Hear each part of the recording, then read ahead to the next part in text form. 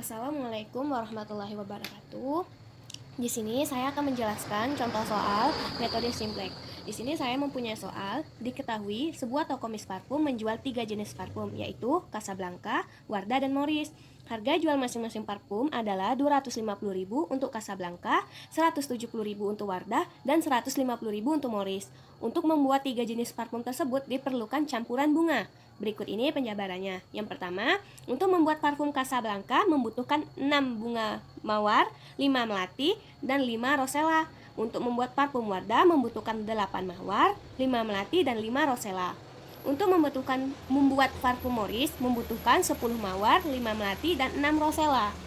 Persediaan bunga mawar adalah 240, melati 150, dan rosella 200. Tentukanlah pendapatan maksimal dari toko tersebut. Nah, dalam menyelesaikan soal menggunakan metode simplex ini, ada baiknya langkah yang pertama kita buat yaitu menyajikan masalah dalam bentuk tabel. Nah, ini tabelnya. Di sini kan kita membuat 3 jenis parfum nih, ada Casablanca, Wardah, dan Morris. Masing-masing parfum membutuhkan campuran bunga yang berbeda-beda. Seperti tadi, mawar 5 melati dan 4 rosella. Sedangkan Wardah membutuhkan 8 mawar, 5 melati, dan 5 rosella. Untuk Morris membutuhkan 10 mawar, 5 melati, dan 6 rosella. Nah, didapatkan dari penjabaran yang ada pada soal tadi. Untuk harga di sini kan ditulis 250.000, 170.000, dan 150.000. Di sini mengapa saya tulis 250 saja atau 170 saja? Ini agar kita dalam pengerjaannya lebih mudah. Nah, maksudnya di sini juga disingkat itu dalam ribuan. Untuk mengerjakannya tidak terlalu besar gitu bilangannya. Nah, untuk persediaan yang ada, tadi mawar ada 240, melati 150, dan rosella 200. Nah, untuk langkah selanjutnya nih, kita misalkan, kan yang mau kita cari itu parfum Casablanca, Wardah, dan Morris. Jadi kita misalkan Casablanca itu sebagai X1,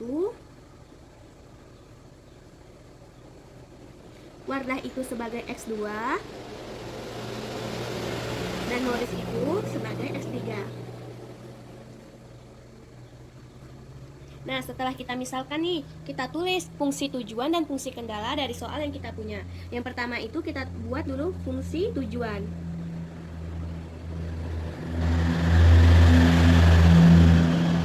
Nah, fungsi tujuannya yaitu harga yang tertera pada soal tadi.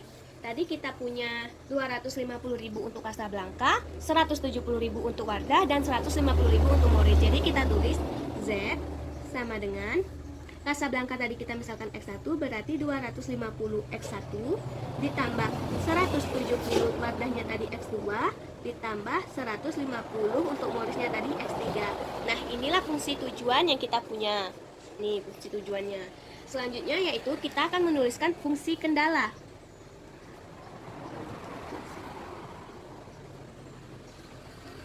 Nah, fungsi kendala yang kita punya ini kita lihat nih dari tabel yang ada tadi. Nih, untuk Casablanca, Wardah, dan Morris. Nah, kita bisa tulis fungsi kendalanya seperti berikut ini.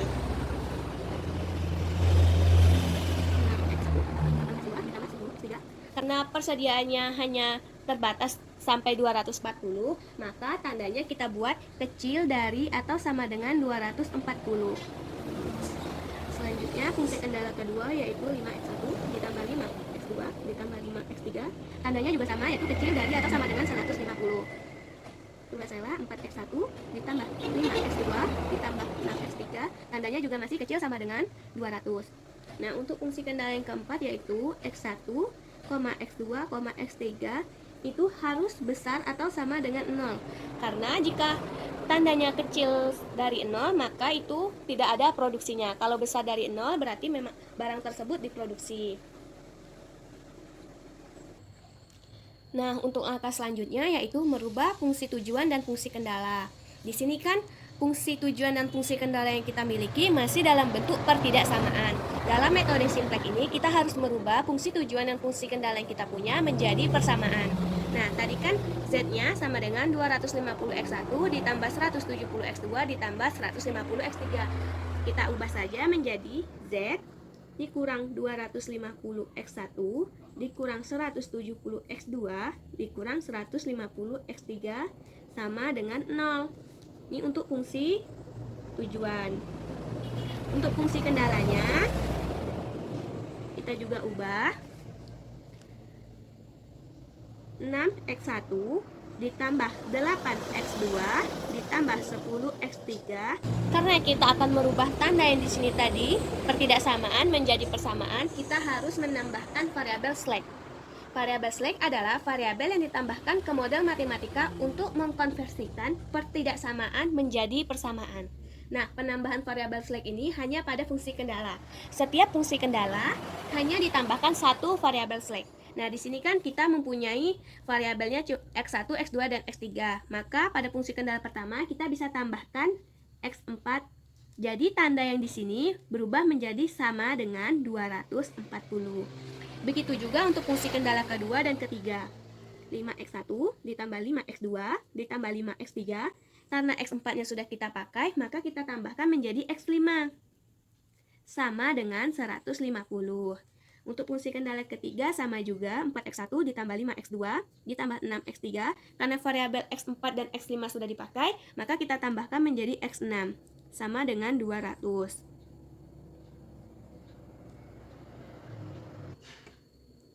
Nah, untuk langkah selanjutnya yaitu menyusun persamaan-persamaan dalam tabel. Persamaan yang kita punya tadi yang kita ubah menjadi tanda sama dengan tadi ke dalam tabel. Nah, untuk itu kita buat dulu tabelnya seperti ini. Mengapa di bawah Z yang ini hanya ada X4, X5, dan X6? Karena variabel slack yang kita tambahkan tadi yaitu variabelnya X4, X5, dan X6. Nah, untuk yang di sini tadi seluruh variabel yang ada pada fungsi kendala. Kita tulis terlebih dahulu ya pada Z, yaitu Z-nya kan 1. Nih, X1-nya minus 250, X2 minus 170, X3 minus 150. X4-nya dia tidak punya, maka kita tulis 0, X5 juga 0, X6-nya juga 0. Untuk RHS ini, yaitu nilai yang berada di samping sebelah kanan tanda sama dengan. Di sini, pada fungsi tujuan yaitu 0, berarti RHS-nya di sini 0. Begitu juga untuk fungsi kendala yang kita punya. Nah, begitu juga untuk selanjutnya yaitu 0, 6, 8, 10, 1, 00, dan 240. Ini dibuat sesuai dengan fungsi persamaan yang kita ubah tadi, yang kita dapat pada fungsi tujuan dan fungsi kendalanya. Untuk RHS ini jangan lupa ya, nilai di sebelah kanan tanda sama dengan nih 240, 150, dan 200. Nah, untuk langkah selanjutnya kita akan menentukan kolom kunci dengan memperhatikan angka-angka pada fungsi tujuan. Pilih angka negatif yang terbesar. Pada fungsi tujuannya kan Z nih. Kita lihat angka negatif terbesar di sini terletak pada kolom yang mana? Nah, angka negatif terbesar terletak pada kolom yang X1 yaitu minus 250. Ini berarti termasuk sebagai kolom kunci.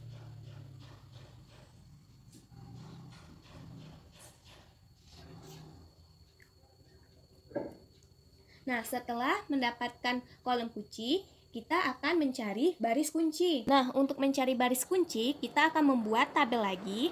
Di sebelah tabel RHS ini, kita tambahkan RHS kita bagi dengan KK, yaitu kolom kuncinya. Kita bikin terlebih dahulu ya tabel barunya di sini. Nah, inilah tabel terbarunya. Di samping tabel RHS tadi, kita tambahkan RHS dibagi dengan kolom kunci untuk menentukan baris kunci. Nah, di sini tadi RHS-nya yaitu 0. 0 dibagi kolom kunci yang X1 yang pertama tadi yaitu minus 250. Jadi, 0 dibagi minus 250 yaitu 0. 240 dibagi 6 yaitu 40. 150 dibagi 5 yaitu 30. Dan 200 dibagi 4 yaitu 50. Nah, sudah kita ketemu nih hasilnya dari RHS dibagi kolom kunci tadi. Maka perhatikan nilai pada variabel slack yang ini, nilainya paling terkecil, yaitu pada angka. Nah, setelah kita perhatikan, maka nilai terkecil pada RHS dibagi dengan kolom kunci tadi yaitu pada angka 30. Maka di sini termasuk disebut dengan baris kunci. Nah, setelah itu kita lihat nih, ada satu angka yang bertemu pada baris kunci dan kolom kunci. Maka angka inilah disebut sebagai dengan angka kunci.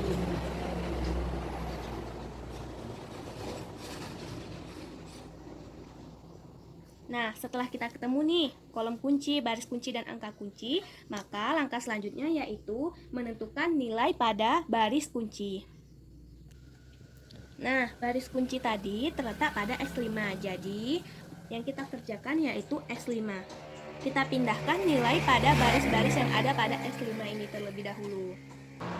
Nah, karena baris kuncinya tadi terletak pada X5 dan kolom kuncinya terletak pada X1, maka X5 ini nanti akan berubah menjadi X1. X1 yang baru. Nah, ini akan kita kerjakan untuk mencari nilai pada baris kunci, maka nanti dia akan berubah menjadi X1. Nah, X5 yang ini, nilai 5 yang ini kan terletak nih pada kolom kunci X1 dan pada baris kunci X5. 5 ini tadi disebut dengan angka kunci, maka kita akan merubah angka 5 tersebut ini menjadi 1. Caranya, kita bagikan semua nilai yang pada X5 itu, kita bagi 5. Karena kita akan membuat 5 yang ini menjadi baris yang baru dengan nilai 1. 0 dibagi 5, 0. 5 bagi 5, 1. 5 bagi 5, 1. 5 bagi 5, 1, 0. 1 bagi 5 yaitu 1 per 5, ini 0. 150 dibagi 5 yaitu 30. Maka pada baris X1 yang baru, angka kunci yang 5 tadi telah berubah menjadi angka 1. Nah, jika sudah mencari X1 yang baru, maka langkah selanjutnya yaitu menentukan nilai baris-baris lain, yaitu baris Z, X4, dan X6. Mengapa X5-nya tidak? Karena X5-nya tadi telah berubah menjadi X1. Maka pada penyelesaian akhir nanti kita ubah X5-nya menjadi X1. Nah, untuk angka selanjutnya, yang pertama kita ubah terlebih dahulu X4-nya ya. Kita tulis X4 yang lama. Nih, nilai X4 yang lama yang ini tadi kita tulis terlebih dahulu. 0, 6, 8, 10, 1, 0, 0, 210. Nah, di sini kita akan membuat nilai pada kolom kunci yang X4 ini, yang 6, di sini tadi, kita harus merubah dia menjadi 0. Caranya, kita kalikan baris pada membuat nih, pada kolom kunci yang ini tadi, kita akan membuat 6 ini harus bernilai 0. Caranya, kita kalikan dulu 6 dikali dengan X1 yang baru tadi nih ya. 6 X1. Maka kita tulis 6 kali 0, 0. 6 kali 1, 6. 6 kali 1, 6. 6 kali 1, 6. 6 kali 1, 0. 6 dikali 1 per 5 yaitu 6 per 5. 6 dikali 0, 0. Terus 6 30 yaitu 180. Nah, kita kan mau membuat nilai 6 yang di sini tadi menjadi 0 tuh. Jadi kita eliminasi saja nilai pada baris yang X4 lama sama 6 X1 tadi. Kita eliminasi 0 kurang 0, 0. 6 dikurang 6, 0. 8 dikurang 6, 2. 10 kurang 6, 4. 1 dikurang 0, 1. 0 dikurang 6 per 5 minus 6 per 5. 0 dikurang 0, 0. 240 dikurang 180 yaitu 60. Maka telah ketemu nih baris X4 yang baru. Nilai yang pada kolom kunci tadi kan kita harus membuat dia menjadi 0 nih. Jadi X4 yang baru yaitu 0, 0, 2, 4, 1 minus 6 per 5, 0 dan 60. Nah, sudah ketemu nih yang untuk X4. Kita kerjakan lagi untuk yang X6-nya. Untuk yang X6 sama saja kita tulis dulu nilai pada baris X6 yang lama.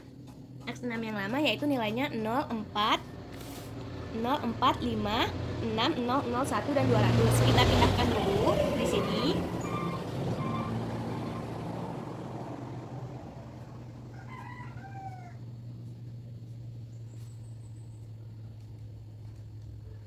Nah, kita kan akan membuat juga nih angka 4 yang di sini tadi pada baris kunci ini.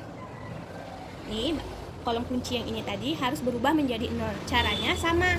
Kita kalikan dia dengan 4X1, X1 pada X1 yang baru ini. Kita kalikan dia pada baris yang X1 yang baru. Jadi, 4X1. Kita kalikan terlebih dahulu ya. 4 dikali 0, 0. 4 kali 1, 4. 4 kali 1, 4. 4 kali 1, 4. 4 kali 0, 0. 4 dikali 1 per 5 yaitu 4 per 5. 4 dikali 0, 0. 4 dikali 30 yaitu 120. Nah, kita kan mau mengenolkan nilai 4 yang ini nih. Jadi kita kurangkan saja. Langsung eliminasi saja.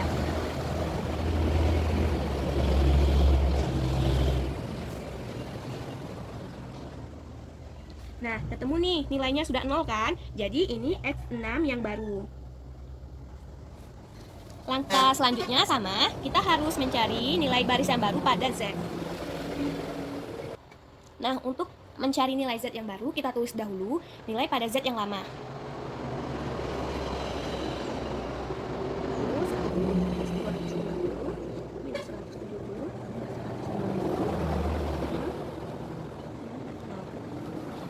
Nah, ini kan nilai pada Z yang lama. Kita akan mengenolkan nilai pada minus 250 pada kolom kunci yang ini tadi. Caranya sama. Bagaimana caranya? Bisa minus 250 ini berubah menjadi 0. Caranya kita kalikan X1 yang tadi, X1 yang baru dengan 250. Jadi kita tulis 250 X1. Ini X1-nya tadi ya. Kita masukkan saja 250 kali 0, 250 kali 1, 250, 250, 250, 0, 250 per 5 kali 1 per 5, 0, sama 250 dikali 30, yaitu nilainya 7.500. Kan kita mau mengenolkan nilai yang ini tadi nih, kita langsung eliminasi saja. Karena nilainya di sini negatif, kita akan mencari nilai 0, maka kita akan jumlahkan. Yang sebelumnya tadi kita kurangkan, yang ini kita jumlahkan. 1 tambah 0, 1, minus 250 ditambah 250 jadinya 0, minus 170 ditambah 250 yaitu 80, 150 ditambah 250 yaitu 100, ini 0. Nah, ini kan bisa kita kecilkan nih, 250 dibagi 5 yaitu 50. Jadi 0 ditambah 0 tambah 7.500 yaitu 7.500. Nah, sudah ketemu nih Z yang baru. Nah, udah 0 kan hasilnya, ini sudah 0.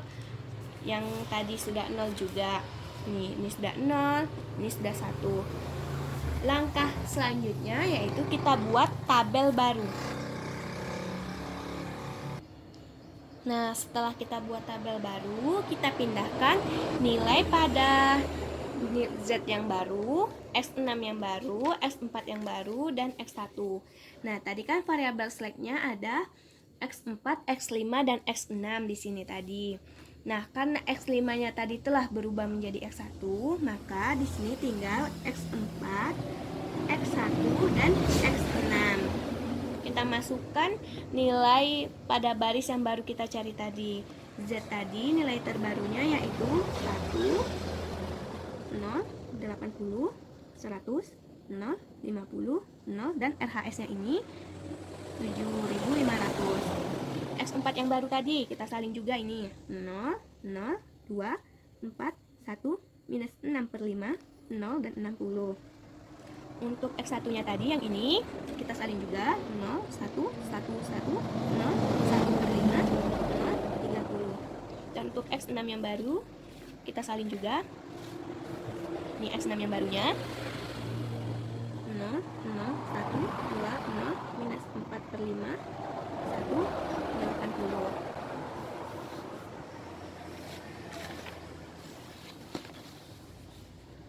Nah, untuk langkah selanjutnya kita periksa lagi pada fungsi tujuan Z ini, apakah ada masih baris yang bernilai negatif.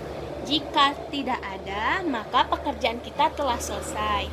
Jika masih ada, maka kita ulang lagi dengan mencari kolom kunci, baris kunci, dan angka kunci, maupun mencari nilai pada variabel select yang tadi, select yang baru, yaitu X6 yang baru, X4 yang baru, dan X1 yang baru, dan Z juga yang baru.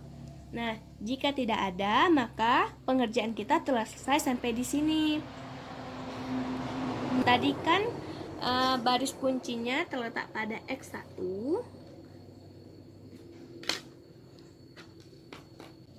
Jadi, pendapatan. Nah, tadi kan di soal kita disuruh mencari pendapatan maksimal. Jadi kita lihat pendapatan maksimal paling tertinggi yaitu 7.500. Maka pendapatan maksimal dari toko Miss Parfum yaitu 7.500.000. Mengapa di sini saya buat 7.500.000? Karena dalam pemisahan tadi saya membuatnya dalam ribuan. Jadi kalau di sini sudah ribuan, maka saya tambahkan nolnya menjadi 3 yaitu 7.500.000. Nah, dengan memproduksi parfum, nah pada baris pada kolom kunci tadi yaitu X1. Maka kita lihat X1 tadi kita misalkan sebagai parfum Casablanca. Berarti dengan memproduksi parfum Casablanca sebanyak berapa? Pada X1 ini tadi sebanyak 30 parfum. Nah, mungkin sekian dulu penjelasan dari saya. Saya mohon maaf jika ada kekurangan. Saya akhiri, wabillahi taufik wal hidayah. Wassalamualaikum warahmatullahi wabarakatuh.